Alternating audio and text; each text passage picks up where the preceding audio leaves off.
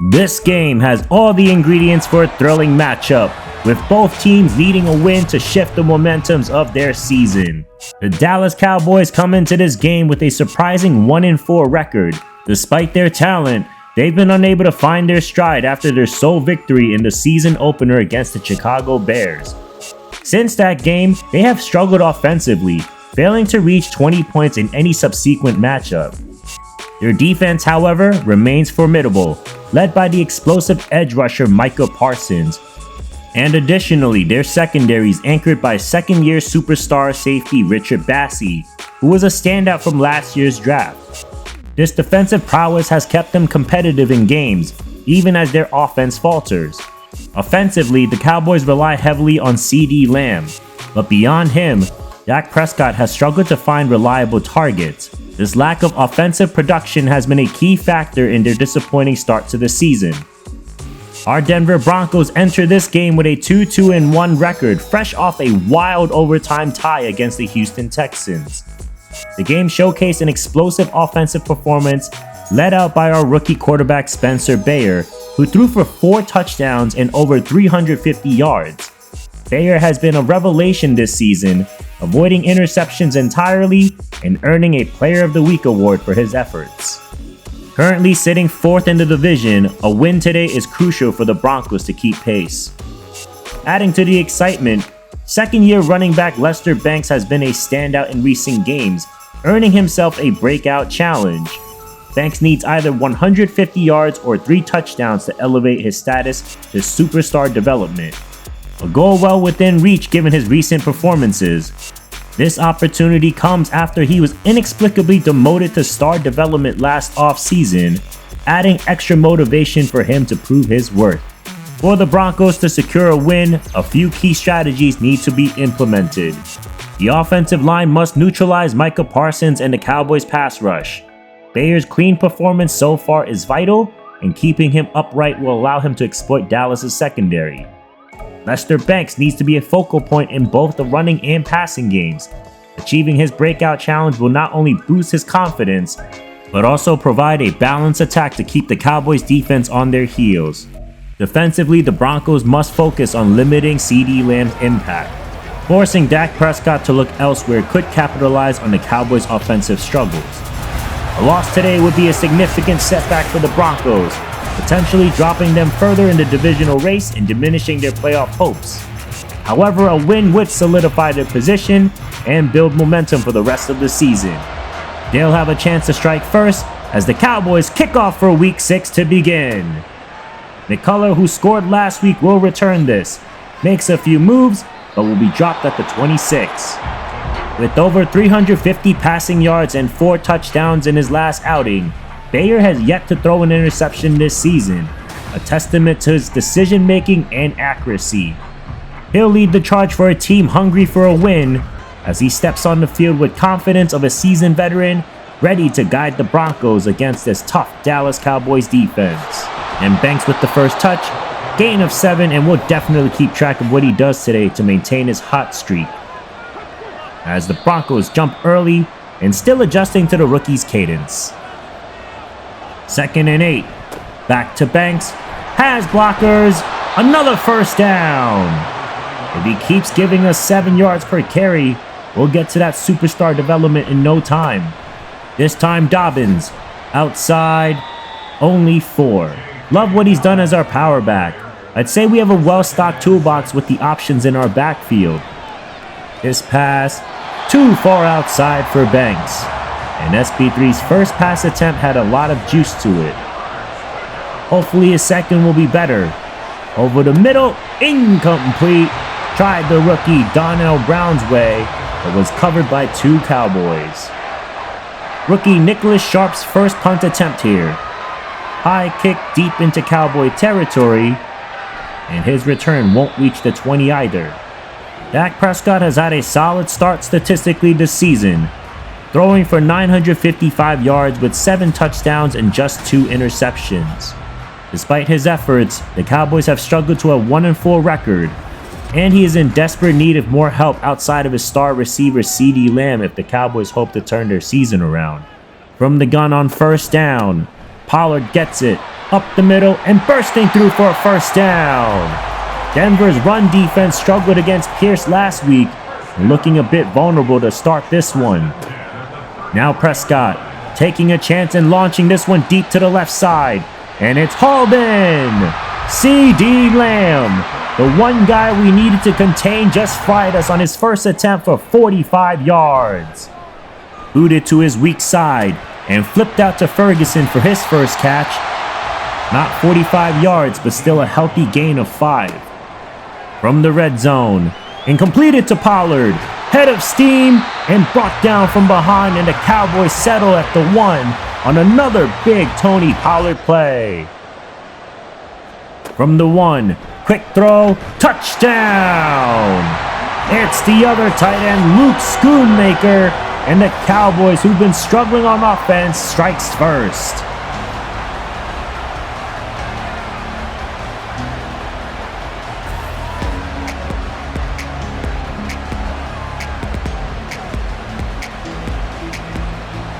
Down early in the first, and our offense needs to put out the same performance they did in the last game, as Banks screams through for a first down. That's a great start for the driving force of our offense. Bayer now working the pocket and connects with Sutton downfield. Big gain of 21 for his first completion of the day, and the Broncos are in Dallas territory, as Banks continues his strong day, picking up another 5. Offense has been impressive on this drive, but we gotta find the end zone to make it really count. Sutton takes it on the touch pass, gets a block from Banks, he finds daylight, eye on the prize, and taken down inside the 10.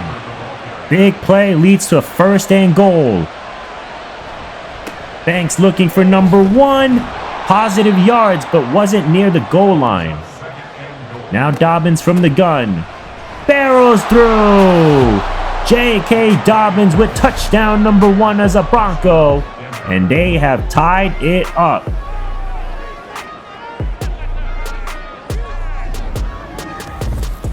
Run and hide behind big rookie Devin Pryor, and good things will happen.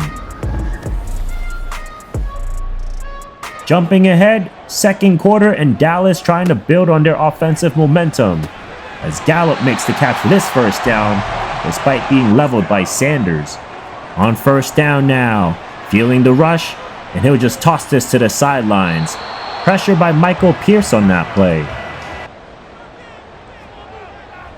Now with a play fake, rush coming again, but this time he goes down.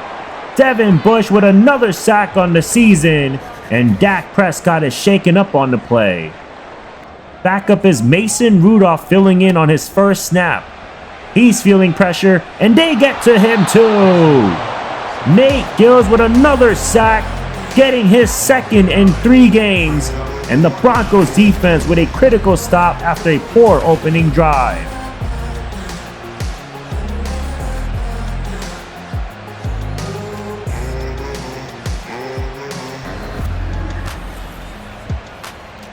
Broncos drive starts at midfield.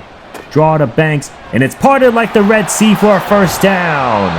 What a start for our premier running back. Looks like a run formation. It's tossed out to Banks. Good blocking, but only a couple. We are definitely staying true to our offensive identity. Pound the rock and attack vertically when the defense over pursues. But it helps when our offensive line gives us lanes like this one. And we'll see what the Broncos do here on third down. Going empty. Bayer throws outside. Caught. Cortland Sutton first down. Sutton may be the go-to guy today after his 4th catch already for 52 yards. And he finds him again. Another first down, this time going for 12 yards. Few plays later, Bayer in the gun. End zone, touchdown! You guessed it, Lester Banks again with another score. And I just want to shout out to Kendrick Whitworth. He may not make the plays that show up on the stat sheet on this one, but he draws a distraction to 3 Cowboys on this play, creating for Banks to be found in the back of the end zone. 14-7 game, under 5 minutes in the second quarter. Pressure from the right side. He's hit as he throws for an incomplete pass. And it's Barrington coming in hot to disrupt Prescott. Gotta love Carl Barrington. He does just everything we ask of him. As Prescott completes his pass on the run, and it'll be third and very manageable. Needing two, going with Pollard, hitting the backfield and stop for no gain. Nate Gill's first one on the play, and forcing back-to-back punts from the Cowboys.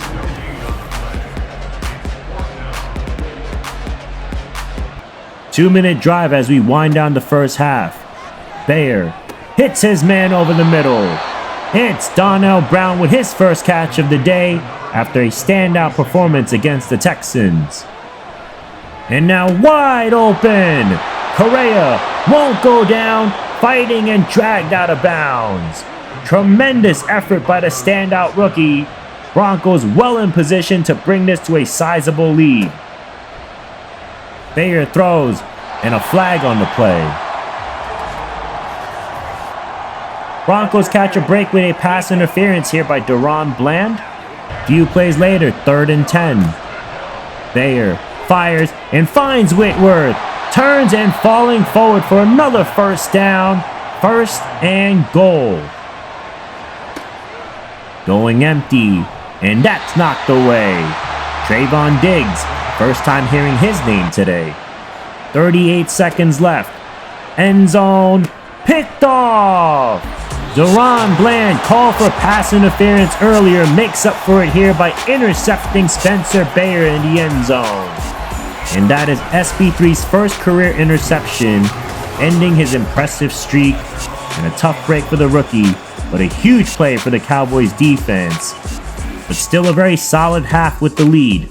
Our defense has kept Dallas's offensive woes in check, and an instrumental piece is Nate Gills, who's having his best game of the season.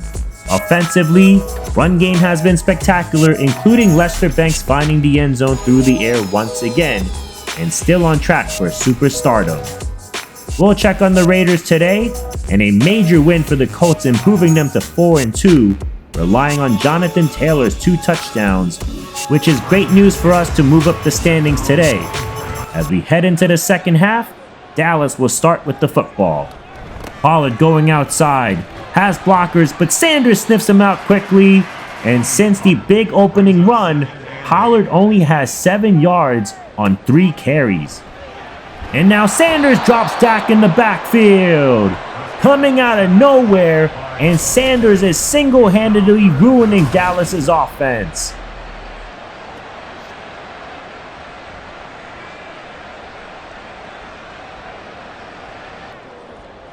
Third and long. Pressure coming again. Incomplete pass. Glenn Ramsey, like a freight train, forces the 3-and-out to start. Broncos' next drive takes them to midfield. Banks only gets a couple to start. I expect to see a lot more of him, especially with our lead. He gets it again, but same result. I see more blocking up front, but Broncos aren't holding it long enough for Banks to break through. Now Bayer finds Correa, stays up, and he won't go down. Brian Correa showcasing why he is well-deserving not only to be drafted, but be a legitimate player in this league with his valiant efforts. As Mitchell gets sealed in the backfield by Michael Parsons. Back to the ground, and this time they lose yards. Dallas's best run defense in this game will bring about a 3rd and long. Bayer fires, connects with Whitworth, short of the marker by a centimeter, and the Broncos will not hesitate. Throwing outside, caught Whitworth, first down. Kendrick Whitworth has been terrific today. It has been quite a surprise why he doesn't get the ball more. I figure with Mims out, the targets will be higher going forward. 2nd and 9. Banks with another carry, has space, but Bell closes in on him quickly. And this will be the 3rd attempt on 3rd down this drive. They go back on the ground, makes a move, and he walks in for the touchdown. That's number 2 on the day, and the first one from the ground. A superstar in the making. As we near the third quarter, this Dallas offense has been eerily silent since their opening drive. They've struggled to sustain any momentum against a resolute Broncos defense. And now down by 2 scores, time is running out for Dak Prescott and company to mount a comeback. They'll need to find a way to ignite their offense and quickly, or this game could slip away from them. First pass by Prescott, and that's broken up. Riley Moss with solid contributions, and their offense has been in disarray. Pollard left side, and Colvin wraps him up for only 5, and the Cowboys pick up their first down of the second half. Prescott launching it deep right side, and Lamb does it again, helicoptering over Patrick Surtain and bringing them finally in Broncos territory. Now well protected, right side again, but way too far out of the reach of his receiver. No excuse there, his offensive line gave him lots of time. As Pollard won't get much here, Devin Bush already with a sack, first one to meet Pollard there. 39 as we close out the third quarter.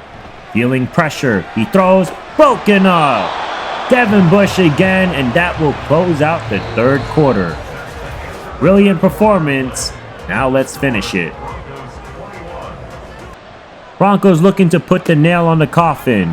Whitworth to start, and he'll pick up 3. He's been a reliable option today, but truthfully we need more than just reliable from Whitworth, who I thought was an ex-receiver for our future.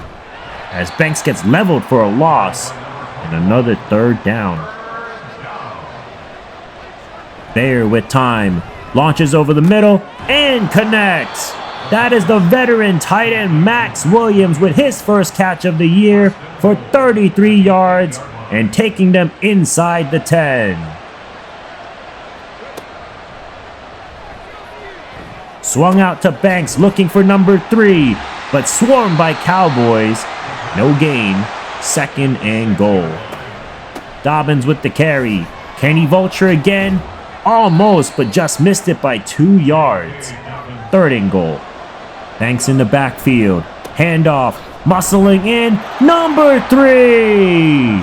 A superstar has returned as Lester Banks finds the end zone for the 3rd time today. And that secures his development upgrade, as well as securing our blowout victory over these Dallas Cowboys. A dominant performance by our Denver Broncos results in a convincing 28-7 victory. The Cowboys' offense was stifled after their opening drive, failing to find their rhythm against our formidable defense, which sacked them 4 times and 3 of them on Dak Prescott throughout the game.